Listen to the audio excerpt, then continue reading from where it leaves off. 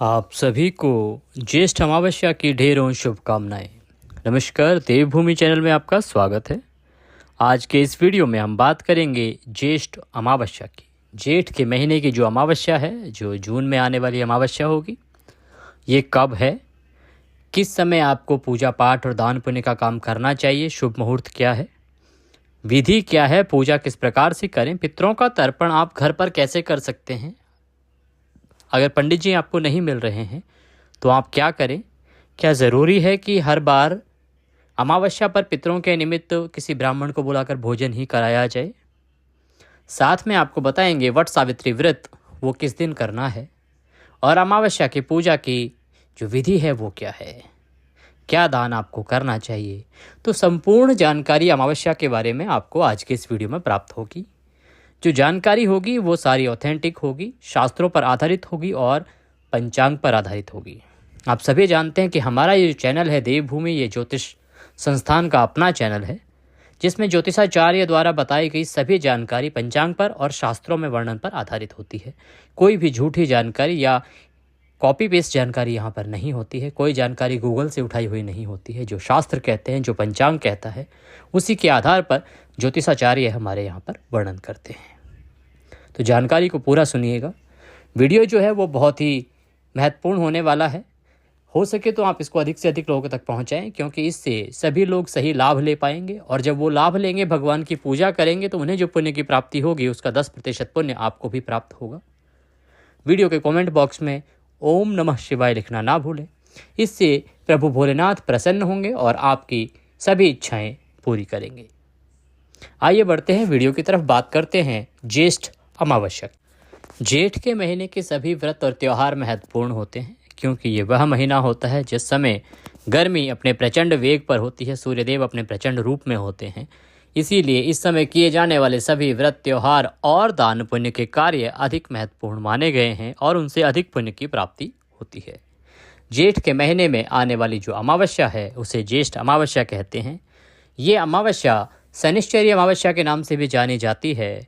इसकी वजह यह है कि इस ही दिन शनिदेव का जन्म भी हुआ था। जेठ की जो अमावस्या है, ज्येष्ठ मास की अमावस्या जो आती है, वही शनिदेव का जन्मदिन भी है। इसीलिए इसे शनिश्चरी अमावस्या भी कहते हैं। ज़रूरी नहीं है कि ये शनिवार को ही पड़े, ये किसी भी वार को हो सकती है, लेकिन इस दिन क्योंकि शनिदेव का जन्म हुआ था, इसीलिए इसको शनिश्चरी अमावस्या भी कहते हैं। इसका अधिक जो महत्व है वो इसलिए भी है क्योंकि इस दिन वट सावित्री व्रत भी किया जाता है।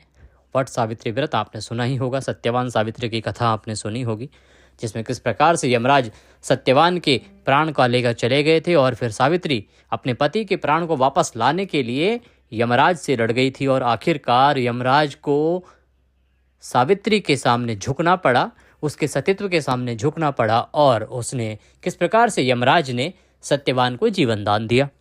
तो इसी प्रकार से जो व्रत होता है वो वट सावित्री व्रत होता है।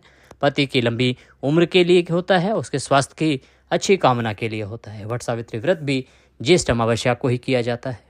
और फिर आप सभी जानते हैं कि अमावस्या वाले दिन पितरों का तर्पण तो बहुत महत्वपूर्ण होता है। इस दिन अगर आप पितरों के निमित्त कोई भी दान, पुण्य और तर्पण करते हैं तो वह सीधा पितरों तक पहुंचता है और आपके पितृ प्रसन्न होते हैं, उनको मुक्ति मिलती है और उनकी प्रसन्नता से आपके परिवार में खुशहाली आती है।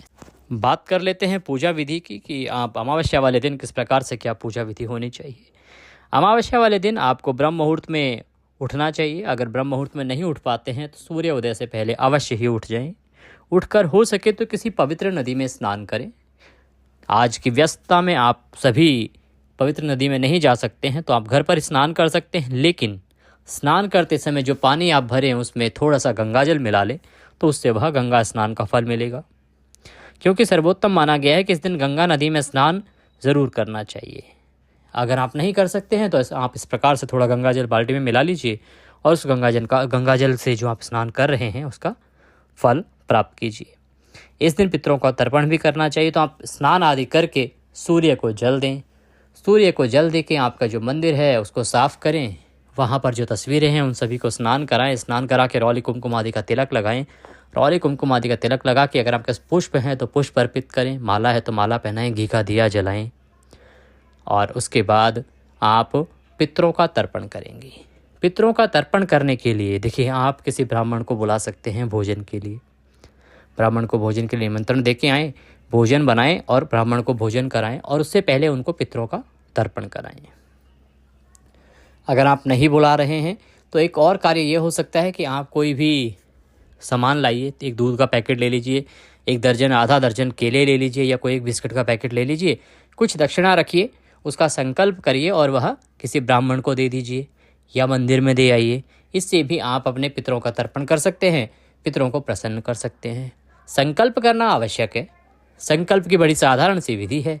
आपको अपने सीधे हाथ में जल लेना है, उसमें 1 रुपये का सिक्का कम से कम दक्षिणा के रूप में रखना है और आप बोलेंगे श्री विष्णु श्री विष्णु श्री विष्णु 3 बार।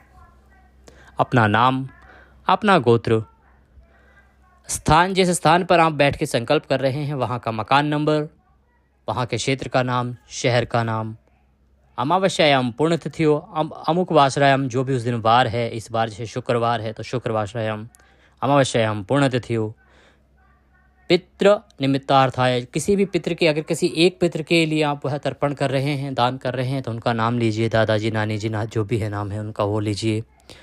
या फिर आप सर्वे पितृ, तो आप सभी पितरों के लिए कर रहे हैं तो वह बोल दीजिए कि सभी पितरों के निमित्त सर्वे पितृ निमित्तार्थाय। जो दान कर रहे हैं भोजनम दानम संकल्पम संकरिष्ये, और ऐसे घुमा के चारों तरफ और वो जल छोड़ दीजिए और उसके बाद वह किसी ब्राह्मण को दान दे दीजिए। आप मंदिर में जा सकते हैं या किसी ब्राह्मण को जो आपके आसपास रहते हैं उनको भी वो दान दे सकते हैं। इससे आपके पितृ जो हैं वो प्रसन्न होते हैं।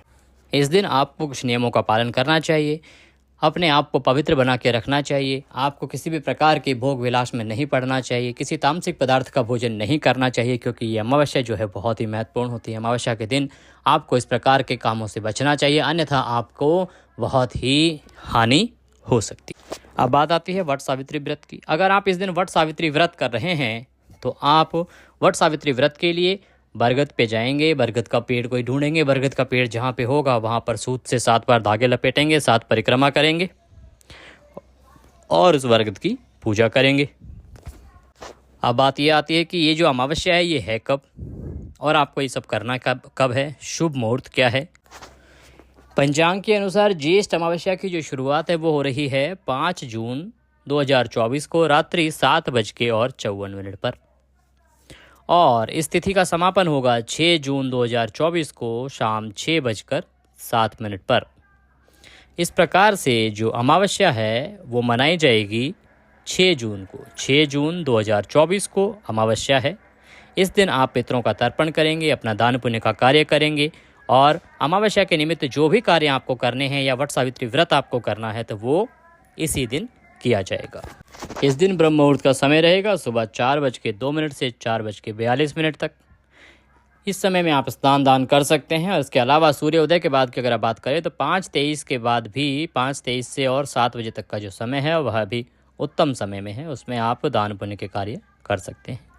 इस दिन अगर आप पीपल पर पूजा करते हैं, जल चढ़ाते हैं, उसमें काले तिल मिला के शनिदेव की पूजा करते हैं तो यह उत्तम माना गया है, क्योंकि सूर्य पुत्र जो शनिदेव हैं वो उनका जन्मदिन होता है ज्येष्ठ अमावस्या। तो इस दिन आपको अवश्य ही शनिदेव की पूजा करनी चाहिए, उन्हें आपको तेल चढ़ाना चाहिए और काले तिल युक्त पानी चढ़ाना चाहिए, जल चढ़ाना चाहिए, उससे शनिदेव प्रसन्न होते हैं। अगर आपके ऊपर शनि भारी हैं, 7.5 या ढैया चल रहा है तो आप इस दिन पीपल के पेड़ पर काले तिल युक्त जल चढ़ाएं, 7 परिक्रमा करें और शनिदेव को तिल का तेल अर्पित करें। इससे शनिदेव प्रसन्न होंगे और आपके ऊपर जो अगर शनि भारी हैं तो उनकी कृपा आपको मिलेगी और शनिदेव आप पर प्रसन्न होंगे। ये थी जानकारी अमावस्या के बारे में। वीडियो अच्छी लगे तो उसे लाइक अवश्य करें। कमेंट बॉक्स में ओम नमः शिवाय या जय शनिदेव लिखना ना भूलें, इससे शनिदेव की कृपा आपको प्राप्त होगी, प्रभु भोले शंकर का आशीर्वाद आपको मिलेगा। अगर चैनल पर नए हैं तो चैनल को सब्सक्राइब कर लें। आज के इस वीडियो में अभी के लिए इतना ही, अगले वीडियो में फिर होगी आपसे मुलाकात, तब तक के लिए ओम नमः शिवाय।